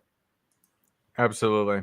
All right, guys. Well, we've been going on for a little while here, and Hey, Huds, if you don't mind, sir, didn't mean to cut you off, but before we go, we've got a couple of good comments here. It goes back before, but I agree with it totally. Is when we're talking about crying in front of girls, yeah, you should. If you lose your dog or you misplace a gun, yeah, that gives you the opportunity to cry. So I couldn't agree with you more there, Rafe. So I just wanted to share that with everybody. And then Ethan here says something that we can we'll probably have a little conversation with is, what do you think about people calling red pillars incels? Do y'all see that a lot? You know where I've seen the word incel come up a lot lately is from modern women that can't get dates. So I don't know if you would actually say that people call red pillars incels. MGTOW, maybe. However, if you don't know what the red pill space is really all about, and you just know what you maybe hear from casual talking by, you might think that. But I think anybody that calls a red pillar or somebody that's unplugged, something like that, an incel, they don't know what they're talking about. Yeah, because red pill is just as Rollo always puts it, it's a praxeology. It's a study of psychology, a subsect of psychology of understanding human behavior. Guys, it's deeper than that. There's actually a political reason for this. If you look it up, I'm not going to explain. It's called COINTEL. It's actually being funded through NGOs, and the McCain Institute has done so with diverting hate. There is an active reason to push people in our space into something called incels, because that's the good bad that American Progressive is funding right now with influencers on the payroll as part of Divert Hate program, for which they've spent over $750,000 already through the Department of Homeland Security. Myron knows this. He's on the list. Half of us here are on that list as radicalized persons to be watched by the Department of Homeland Security. Oh, there's FBE. The actual term that they're trying to use actively, and they are paying influencers to broadcast this and try to make it a reality. This is a fact. There's NTI is on the list, is at the top or number 2 of the list, and there's an interesting YouTube video done by FBE Capital, and the guy is European, I think. It's really interesting because you can tell that the guy is a trained statistician. I mean, he's written white papers, and he takes it trashes the NGOs that did this, which is, of course, like they probably graduated from gender studies of some useless, stupid shit like psychology or sociology, something that you can wipe your ass with the diploma. But it's really interesting to listen to FBE Capital and most of the people that repeat this, Laurent, they're just parroting because they've decided this is the good bad guy. Watch what happens to the Trump would-be assassin will be painted with this terminology. It covers a broad spectrum and gives much political capital to to curtail freedoms to speak, and it goes deeper than that, guys. Think of it this way: all power, all energy. Who was it that quoted, "All energy is sexual energy"? As far as we're concerned as humans, that's either Freud or Nietzsche. Exactly, and it's true. It really is. And so he who controls the sexual dynamics or the flow of sexual dynamics in popular culture controls the culture nearly entirely, and that's economically as well. So that battle is invisible to nearly all of us because we're just concerned about getting a little piece of pudding for ourselves. And I get it. As you learn more and more about this, the Matrix really kind of reveals the code to you. And then when you see the reports from DHS about diverting hate, you're paying nearly $1 million to the McCain Institute to do studies and then spend that money on current influencer, you guys, it would make you throw up to call people incels and attack people in this space. And it's all about controlling that intersexual dynamics in this sphere. That's a big power play. Anyway, I'm not trying to put my Alex Jones hat on, but if I was to be a betting man, it's turning the frogs gay. Well, the odds of probabilities, I would bet with the casino because that's going to keep me in that Pareto curve. That means I win 80% of the time.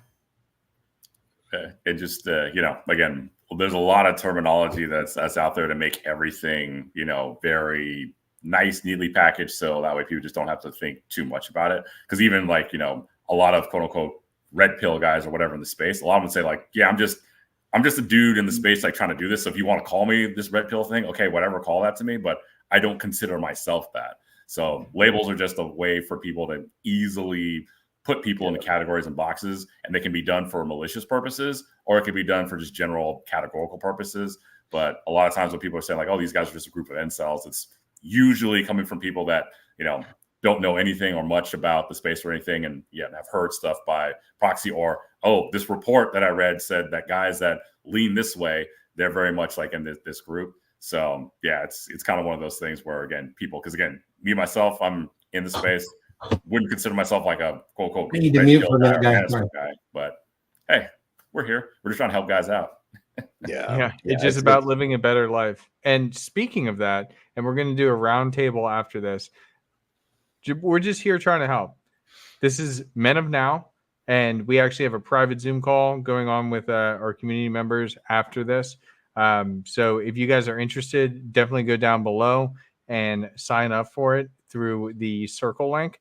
That's the community site. And we do this weekly. We go through all these different topics and we talk behind the scenes on some of the stuff that probably shouldn't be just said publicly. But we're just helping all men continue to grow in every single way that they possibly can. So absolutely check that out. I'm going to do a roundtable, and I'm going to start with you, Laurent. So, Laurent, let everybody know your final thoughts. You look like a deer in the headlights. Let everybody know your final thoughts and where people can reach you. Because and don't be humble, okay? Don't be humble. You have a well-written book that makes people a lot of money. Oh dear. Okay, well, I'll show you the book because I'm writing the second edition. And yesterday I was very, very happy. Actually, I did a podcast. I think it was last week. So that's the book right there. Algorithmic short selling. There's a second edition coming right up, and the second edition will be much, much, much, much better. I managed to, when I joined the capital markets about 2 decades ago, my dream was to build an indicator that would be a bit like the Russian doll, like from the 1 minute, can I actually tell on which minute the market turned bearish on the daily bar frame, on the 1 day frame. So, and actually I did. And it has no parameters, no optimization, no nothing. It's fractals. It's, the code itself is about 200 lines long, but it works from the 1 minute all the way down to the daily. And there are several ways to trade it. And I think it's fairly revolutionary, so it'll be in the book. That's one thing. And yesterday I was very happy because I found a data provider that can give me all the one. Oh, thank you. Yes. I'll send you a signed copy of the second edition. Appreciate it. Thank you. And what else? Yeah, so that yesterday I found that, so I think I'm going to be trading that. Quite happy about this. Otherwise, we're working on this thing with approach anxiety, and it's really taking good shape. We want to partner up with people to, this is the subconscious fear that we have. If you see an old lady down the street, you have no problem talking to her. Or if you see a dude, you have no problem talking to her. But if you see somebody that you're physically attracted to, all of a sudden you freeze, and how to clear this. So it's really talking about, and it's the same for sales. I mean, picking up the phone is the hardest part, because once you're on the phone and talking to the person, getting rejected, getting a no, blah blah blah, working through that. The sales happens. It starts with when the no. When you hear the first no, all right, now we started selling. Same story. So, but our job is to get people to pick up the phone, get people to walk up and say hello, and say stupid shit like I do, like starting with you. Wait, what? I have a story about that. Like last weekend, I was in Shimodan, the beach house, and I forgot, and I passed the garbage station. So I literally walk in town with a garbage bag. The girls look at me like, I look at her like, I bet you this is the first time that a guy trying to pick you up with a garbage bag, right? It's a new fashion for me. I'm testing this. And then like at the intersection, at the bus stop, actually, there was a chick who looked at me in the garbage bag and I know what you're thinking. You're thinking, is he good in bed? And the answer, let me tell you, is yes. Dude, Wait, I what? love this pickup line. This is so funny. She was like, wait, what? Fast forward, those three chicks, they ended up on my deck and we had champagne. And of course, after that, they went home to their hotels and so on and so forth. But it was like, wait, what? Nobody's ever talked to me like this. That's straight out from the course. So, Hey, it's social calibration and you're having fun with it. totally, and it works. I know what you're thinking. Is it good in bed? The answer is yes. Wait, what? Give me a number. Good stuff. Well, that's awful and awesome. But anyhow, that was me. good stuff. All right. Thank you so much, Laurent. Very much appreciate you being here. If you guys don't know, Laurent's in the finance industry. He has a great book, Algorithmic Short Selling with Python. As he said, he's got a round 2, version 2 coming out. And oh man, this guy's a genius. He is great in financial markets. AJ, we're going to come to you. Final thoughts, and where can people find you? I think the last final thought that I don't know if you mentioned it because I came in late is take the rules seriously. Don't take them literally. If that makes any sense. Like it's part of the red pill where it's like use what works for you, trash what doesn't work for you. You find me on my own channel. I posted it in the chat earlier, and you'll see me on Saturday with the Dragon Ship. I'm hosting this week. We're going to be talking about bucket list things for guys before they turn 35, because Sunday, the day after Saturday, is my 35th birthday. Dude, I'm so pumped for this one. This one's going to be very, very cool. And I think that's it. All right, we're going to go to you, Thor. Thank you so much for joining us. Any final thoughts on this? Anything you want to share? I think everybody kind of knows who you are, but if you want to plug some of your stuff as well. Don't need to. I mean, if you want to find me, it's RP Thor. You can just Google it and you'll find it. Enjoy this topic, particularly the rules. There's some really interesting ones I didn't get to talk on today, but they're all really good. I wish we could have named them maybe something like the masculine axioms of common sense or something like that, because they really are, you know. But Huds, you're doing a great job. No time today, but we're going to contact soon about the project, and it looks like there's a lot of good traction there. When you get a chance, say hi to Donovan about it. That'll work good. So, absolutely, yeah, I'll definitely reach out to him. All right, thank you, sir. Looking forward to seeing you again this Saturday. All right, Kevin, any final thoughts on this? Yeah, I just want to kind of caveat on what AJ said. These rules, just like the 16 commandments of Poon, I hate the name of that, but they're a good baseline. So take them seriously, but it's a good framework for you to start building your own values and your own masculine traits that you're going to bring to a relationship from here on. No matter what you've done in the past, you know, you can't change what's happened in the past, but you can start using books like this and rules like this to start coming up with your own masculine values of how you're going to be a better man. And that's the best way to take away from this. As far as contacting me, my Instagram will be in the description. I also have a financial coaches email group that we are growing that into a Zoom call, monthly Zoom call. So if you're interested in something like that, there's about 30 of us so far. Right now it's an email group. However, we are going to start doing the Zoom calls and breaking more into social media. So if that's something that you're interested in, either you're already a current financial coach or you're aspiring financial coach, or you just want to get some financial advice, always reach out to us and we'll get you in the group. And we're starting to take off. We started about 3 months ago with 1 member, myself, and now we're up to 30. So it's growing really fast. So if you're interested in something like that, check us out. Good stuff. All right. My final thoughts on this before I send it over to Josh, who's going to take us out. Exactly what AJ said, exactly what Kevin just reaffirmed. Take what's good, take what works for you, throw away the rest. That's just the truth. There's a lot of facts here with any different person that you work with, and especially if you're working with a coach individually. You're not going to get along with every single coach. Not every single coach is going to match you exactly if you're trying to improve in your life.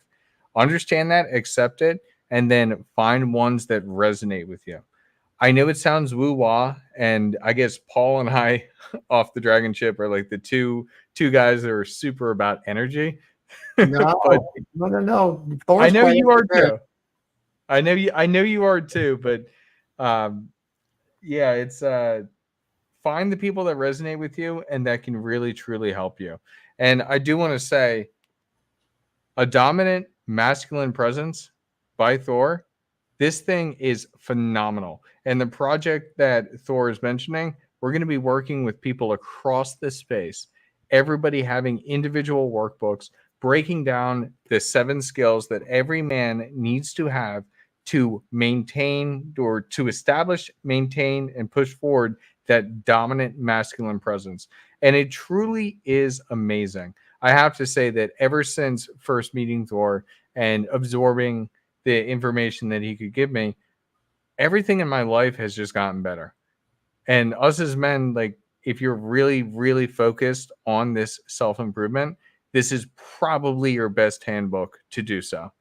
So that's all I have to say. If you do, again, if you want to join the Men of Now community, the link for that is below. You can also reach me on Instagram at the Hudsman.